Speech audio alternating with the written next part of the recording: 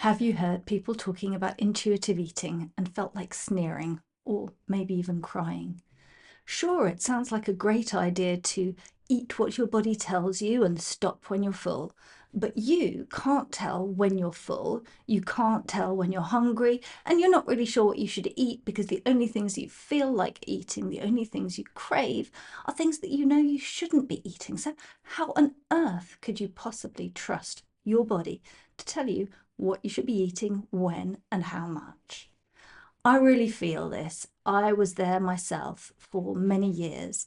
As a former anorexic, I totally cut off from my body's signals of hunger. And as a binge eater, I shut off from my body's signals of satiety. How on earth was I supposed to eat mindfully, eat intuitively, trust my body again? It may not be a quick process, but in this video I'm going to share with you some science-backed tools that can make a real difference, and I'll talk you through how I ate my breakfast mindfully for 30 days and what I learned in that experiment. As I say, there is a lot of evidence out there that intuitive eating is the best way to go. When you have strict rules around eating, as you might following a diet or any kind of regime, it limits you, it creates barriers, it creates desires. It is a block in and of itself. Allowing yourself to eat things when you really want them and to be flexible within the social circumstances or the particular place and time that you are can be really vital in order to long-term eat healthily and well, to nurture and nourish your body and to have a good relationship with food. Nevertheless, as I say, for many people this feels like a pipe dream, an impossibility. I have tapped daily for a long time now, about 12 years and counting. And even tapping daily, which is one of those science-backed tools that has been proven to reduce cravings, to help with weight loss, even with that, I was still struggling with this idea of intuitive eating. Still, when I tapped for 30 days on food cravings, that was when a big light bulb moment happened for me. And after that, I felt able finally to actually start to trust my body again.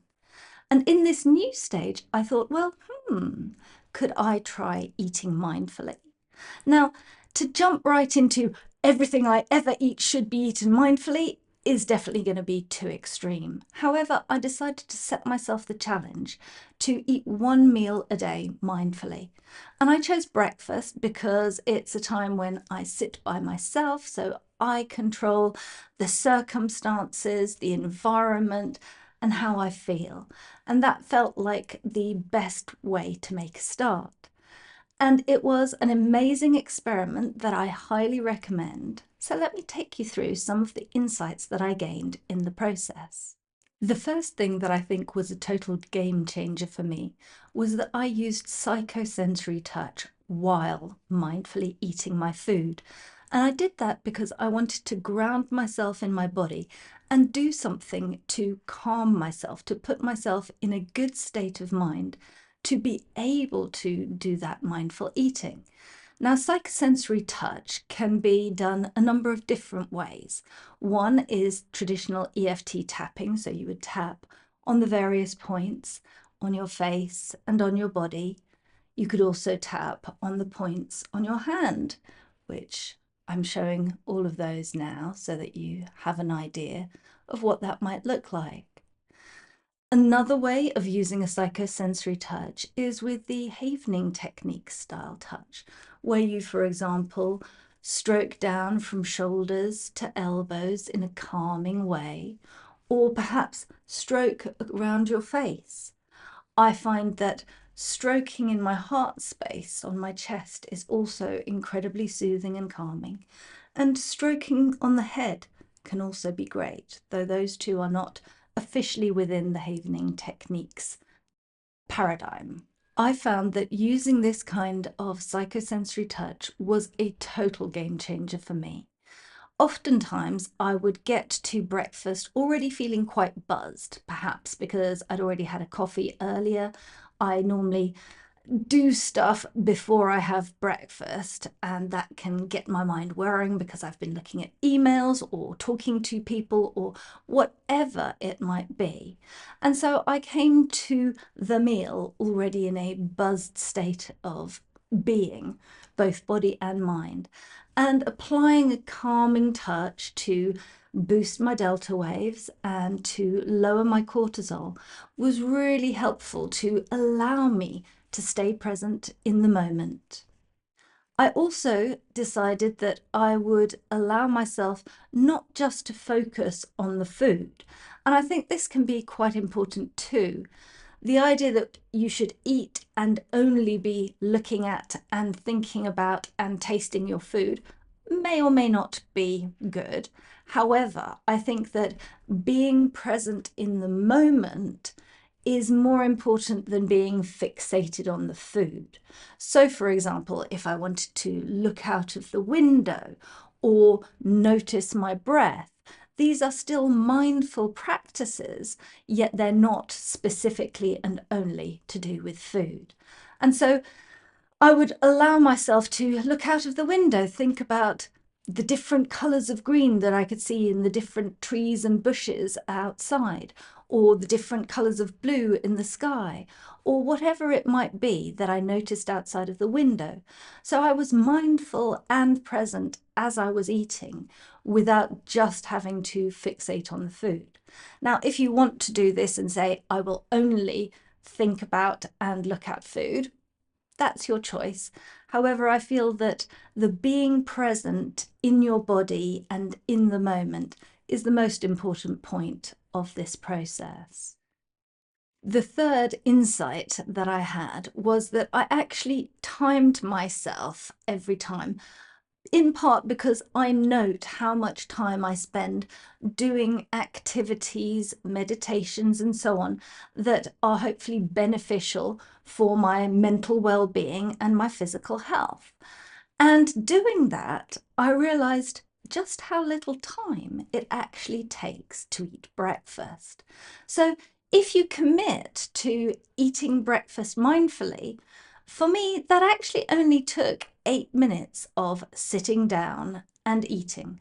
And I wasn't rushing my food. I was spending time with it. I was noticing and enjoying pretty much every mouthful. Sometimes I would notice some of the mouthful, then notice the outside, then come back to noticing the mouthful. But I was present with my food for that whole time. And it's only 8 minutes. So this isn't a big ask. This isn't saying you have to spend 20 minutes or half an hour just thinking about food and nothing else and noticing every tiny detail about its color, taste, texture, and whatever else. It might only take you 8 or 10 minutes to eat a full meal. Even dinner might not take that much longer. So is it really that hard to be mindful and present for only 8 minutes? A question for you. The next insight that I had during this experiment was to do with the mouthfeel of food. And you might have heard me talk about mouthfeel in other videos. What I mean by that is the sensations that are in your mouth when you eat. And I find it easier to focus in on these more inward sensations by closing my eyes. So I must admit, I spent quite a bit of those 8 minutes quite often with my eyes closed. I noticed that, for example, my breakfast very often contains quite a few different kinds of nuts at the moment. I have a lovely mix of yogurt and oats and nuts and seeds and some stewed fruit. And I could really notice the difference within my mouth of the feel of a blueberry bursting compared to the mushiness of a cherry, for example, that has been stewed up a little bit to soften it because I have my cherries frozen. It's easier to use in that way for me. And noticing the difference in the flavors, but also in the textures, noticing that an almond has a different texture and a different flavor. and I can actually sense its shape in my mouth so that I could tell the difference between an almond and a Brazil nut and a hazelnut. I could tell the difference between a pumpkin seed and a sunflower seed and a linseed. And that for me was quite eye-opening, that there's really all of these flavors and textures and shapes. And just putting something into your mouth, you could give it a try even outside of the context of eating, just putting small objects in your mouth. And how much can you notice? Is it fully rounded? Is it different shapes? Does it have any hard edges? You notice it very quickly, even without necessarily moving it around within your mouth. And then there's also how the food changes over time. As I say, when a blueberry first goes into my mouth, it's plumper and rounder, and then it sort of bursts, and then you feel more of the juice, it's more liquid, and then you notice the flesh, and it's more fulsome and flavoursome. All of that just in one little fruit, and I try to have quite a few different things in my breakfast. And this brings me to another insight, which is that sometimes our food can be very bland and boring. If you think about, for example, eating a bowl of breakfast cereal with milk, fundamentally, you just often have that one cereal, a single thing. It's all the same shape, it's all the same size, it's all the same flavour. It may get a bit soggier as time goes on, but fundamentally it's just this one thing. Whereas I could notice the difference between the warmth of the stewed fruit and the coolness of the yogurt, and the more chewiness of the oats compared to the creaminess of the yogurt, and then the sharper bite of the Brazil nut compared to the slightly softer, more squidgy bite of an almond. So there was variety, flavour, texture. It's so much easier to stay mindful with your food if your food isn't boring. And food can be very healthy and not be boring. So that is another great insight that I hope that you will try to apply and be playful with.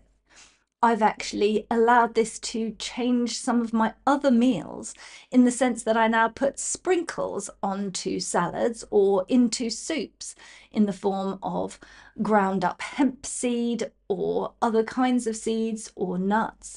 And it adds an extra texture. It gives me more plant-based fibre and protein. Altogether, highly recommend it. This actually fits with a precept in Japanese cooking, which is the 3 Gs, the goshiki, gomi, and goho. I have no idea how those are supposed to be pronounced, so please excuse me if that's horribly wrong. And the idea here is that you have 5 flavours, 5 colours, and 5 ways of cooking in every single meal.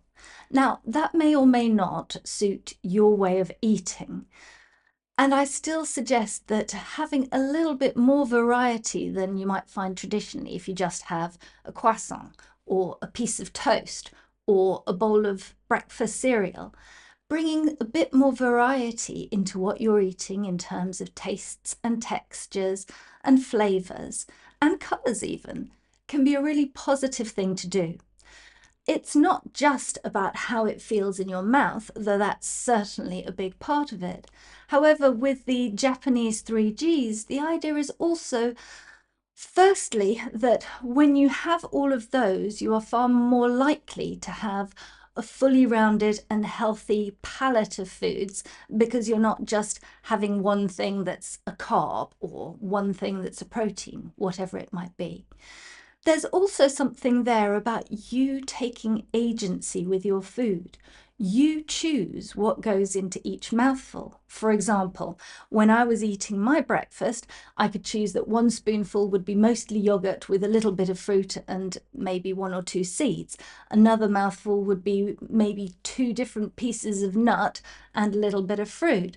And so I am having agency. I feel a certain degree of control, that I create each mouthful, I curate each mouthful as though it were a piece of art or something of the sort.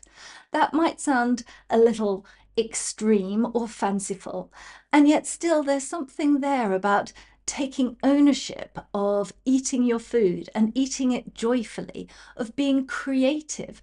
How does it taste when I put this and this part together rather than that and that part? That I think is very positive because it's creativity, it's experimentation, and it's also about you finding what really appeals to you. And that's a great thing. I always feel it's important that we do enjoy the food that we're eating. Yes, you want to eat in a way that is healthy and nourishing, and it can also be joyful, even if it is one of these simple pleasures of noticing the difference between different flavors and textures of nuts.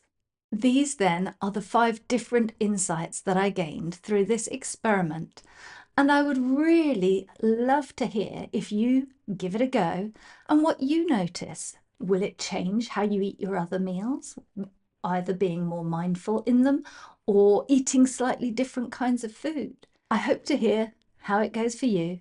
And in the meantime, if you would also like some help with quieting down food noise so that you can make healthy food choices, I have a free mini course available. So take a look below and click on the link.